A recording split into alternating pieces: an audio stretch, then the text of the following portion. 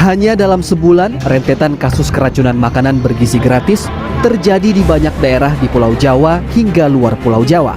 Rumah anggota DPR Ahmad Sahroni di kawasan Tanjung Priok, Jakarta Utara dijarah oleh massa pada Sabtu sore. Analis politik FISIP Universitas Diponegoro, Teguh Yuwono menjelaskan bagaimana mekanisme pemakzulan Bupati Pati Sudewo melalui hak angket DPRD.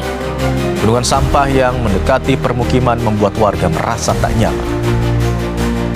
Pemasangan stiker keluarga miskin pada rumah warga penerima bantuan sosial direspons beragam. Ada yang terang-terangan menolak karena tidak sudi rumah ditempeli stiker miskin.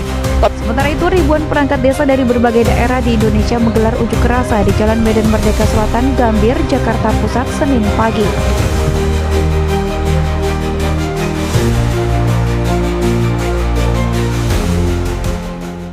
Pada akhir tahun 2025, tepatnya pada 8 Desember 2025, hari Senin, Ibu Kota menjadi saksi bisu dari gelombang protes massal dari Asosiasi Pemerintah Desa Seluruh Indonesia atau disingkat APDSI. Ribuan kepala desa Tumbaruah di Jalan Medan Merdeka, Gambir, Jakarta Pusat. Mereka menuntut pencabutan sebuah regulasi yang mereka sebut sebagai pengekang, yaitu Peraturan Menteri Keuangan Nomor 81 Tahun 2025. Peristiwa ini, bagi mata awam, ini mungkin tampak seperti perjuangan otonomi melawan sentralisasi. Namun bagi kita yang mendalami hukum pemerintahan daerah, isu ini adalah ujian krusial terhadap dua pilar utama, yaitu efektivitas tata kelola fiskal dan akuntabilitas publik. Dana desa adalah uang negara dan penggunaannya wajib tunduk pada hukum keuangan negara. Peraturan Menteri Keuangan Nomor 81 Tahun 2025 hadir sebagai respon atas potensi ketidakefektifan dan penyalahgunaan dana yang masif. Peraturan Menteri Keuangan ini tidak berniat mencabut otonomi, sebaliknya malah memperkenalkan syarat kelembagaan yang vital, yakni pembentukan koperasi Desa Merah Putih atau disingkat KDMP. Dalam hukum pemerintahan daerah, persyaratan ini adalah instrumen pengawasan yang diperlukan untuk memastikan bahwa kedaulatan desa diimbangi dengan transparansi wajib. Peraturan Menteri Keuangan ini adalah langkah strategis memastikan bahwa dana desa benar-benar menjadi modal pembangunan yang bersih dan terencana. Ketika masalah datang, bukan solusi yang dicari, melainkan masalah yang ditutup-tutupi. Tangerang Selatan sedang mendapatkan banyak perhatian publik dikarenakan dengan penumpukan sampah di sepanjang jalan, mulai dari di bawah flyover, di depan UIN, bahkan di sepanjang portal di Tangerang Selatan. Pemerintah kota pun memberikan solusi berupa penutupan sampah menggunakan terpal dan juga penyiraman air untuk mengurangi bau tidak sedap yang dikeluarkan oleh sampah. Namun solusi tersebut tidaklah solutif karena sampah kian hari kian menumpuk dan juga bau tidak sedap yang terus muncul sehingga mengganggu dan meresahkan dari warga sekitar. Berdasarkan solusi yang tidak solutif tersebut dikarenakan oleh truk-truk sampah yang tidak lagi beroperasi selama beberapa hari, yang mana hal tersebut pun disebabkan pada awal mulanya oleh TPA atau tempat pembuangan akhir dari sampah-sampah di Tangerang Selatan yang telah penuh, dan tidak adanya solusi dari pemerintah kota untuk menangani sampah yang ada. Dan berdasarkan permasalahan tersebut, maka warga pun semakin resah, yang mana permasalahan ini teruslah menguat, yang mana menjadi perhatian publik yang kian harinya kian meningkat dari penumpukan sampah yang ada. Pada tahun 2025, Indonesia menghadapi persoalan dalam pelaksanaan program makan bergizi gratis atau MBG setelah munculnya banyak kasus keracunan makanan di sejumlah daerah.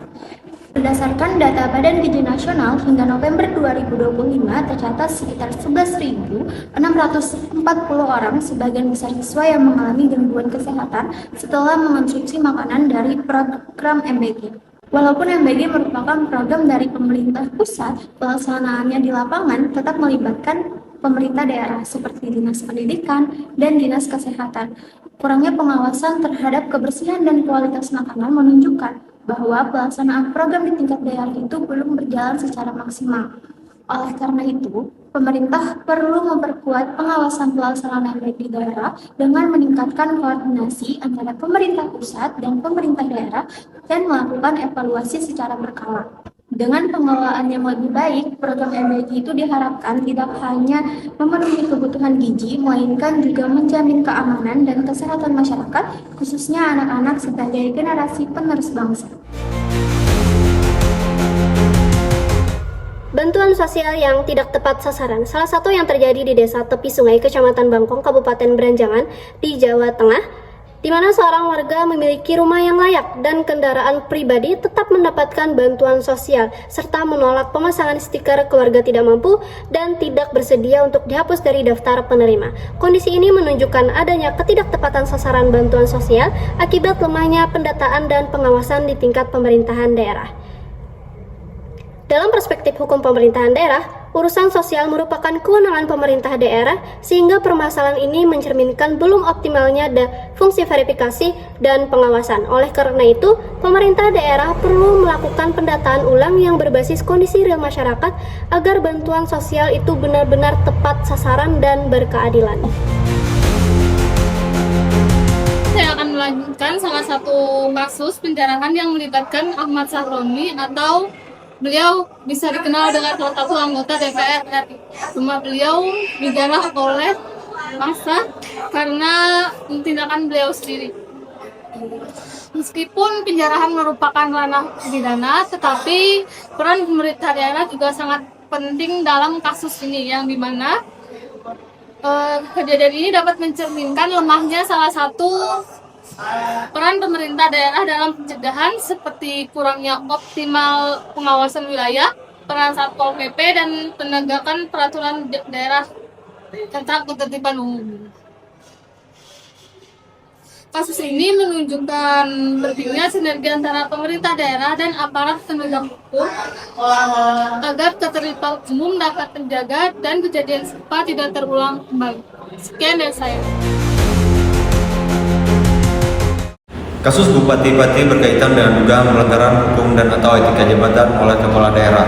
Permasalahan hukumnya adalah apakah kepala daerah dapat diberhentikan sebelum masa jabatannya berakhir dan bagaimana prosedurnya menurut hukum pemerintah daerah. Dugaan pelanggaran oleh Bupati-Pati dapat dikategorikan sebagai pelanggaran kewajiban dan larangan kepala daerah.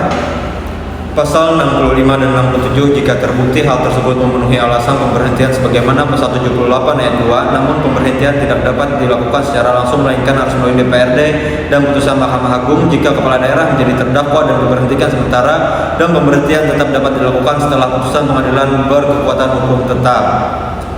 Kasus Bupati-Pati menunjukkan bahwa pemerintahan kepala daerah di Indonesia diatur secara ketat oleh Undang-Undang Nomor 23 Tahun 2014 untuk menjamin kepastian hukum dan mencegah keputusan yang bermotif politik. Sekian, terima kasih. Tambang liar di Kalimantan bukan sekedar persoalan lingkungan, tetapi juga berupa sebuah pelanggaran hukum.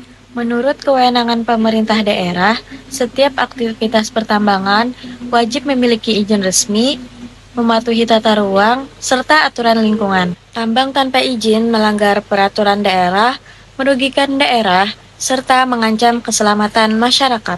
Karena itu, Pemda wajib hadir dalam menertibkan, menindak tegas, serta memulihkan lingkungan. Penegakan hukum adalah tanggung jawab daerah untuk melindungi alam dan masa depan Kalimantan.